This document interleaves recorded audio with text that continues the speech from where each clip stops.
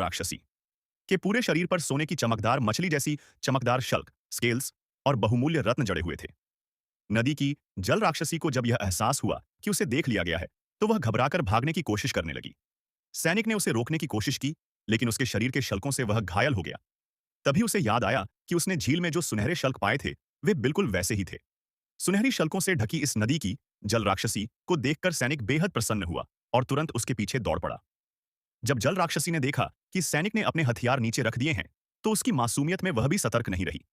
सैनिक ने खतरे की परवाह किए बिना झरने के भीतर प्रवेश कर लिया। वहां नदी की जल राक्षसी ने प्रेम में डूबी एक सुंदर नृत्य प्रस्तुति दी। परंतु उसी दौरान सैनिक ने चुपके से उसके शल्कों को उखाड़ना शुरू कर दिया। अचानक मिले इस प्रेम के जाल में फंसी जल राक्षसी पूरी तरह से बेखबर थी। वह खतरे को भांप नहीं सकी और प्रेम की खुशी में डूबी रही। तभी सैनिक ने अचानक उसे जोर से धक्का देकर बेहोश कर दिया।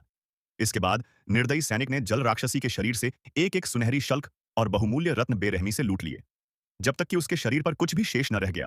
राक्षसी के पूरे शरीर पर सोने की चमकदार मछली जैसी चमकदार शल्क, स्केल्स और बहुमूल्य रत्न जड़े हुए थे। नदी की जल राक्षसी को जब यह एहसास हुआ कि उसे देख लिया गया है, तो वह घबराकर भागने की कोशिश करने लगी। सैनिक ने उसे रोकने की कोशिश की, लेकिन उसके शरीर के शल्कों से वह घायल हो गया। तभी उसे याद आया कि उसने झील में जो सुनहरे शल्क पाए थे, वे बिल्कुल वैसे ही थे।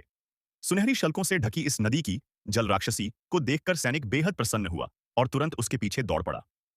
जब जल राक्षसी ने देखा कि सैनिक ने अपने हथियार नीचे रख दिए हैं, तो उसकी मासूमियत में वह भी सतर्क नहीं रही।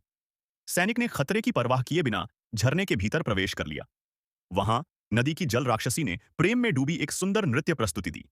परंतु उसी दौरान सैनिक ने चुपके से उसके शल्कों को उखाड़ना शुरू कर दिया। अचानक मिले इस प्रेम के जाल में फंसी जल राक्षसी पूरी तरह से बेखबर थी। वह खतरे को भांप नहीं सकी और प्रेम की खुशी में डूबी रही। तभी सैनिक ने अचानक उसे जोर से धक्का देकर बेहोश कर दिया। इसके बाद निर्दयी सैनिक ने जल राक्षसी के शरीर से एक एक सुनहरी शल्क और बहुमूल्य रत्न बेरहमी से लूट लिए, जब तक कि उसके शरीर पर कुछ भी शेष न रह गया।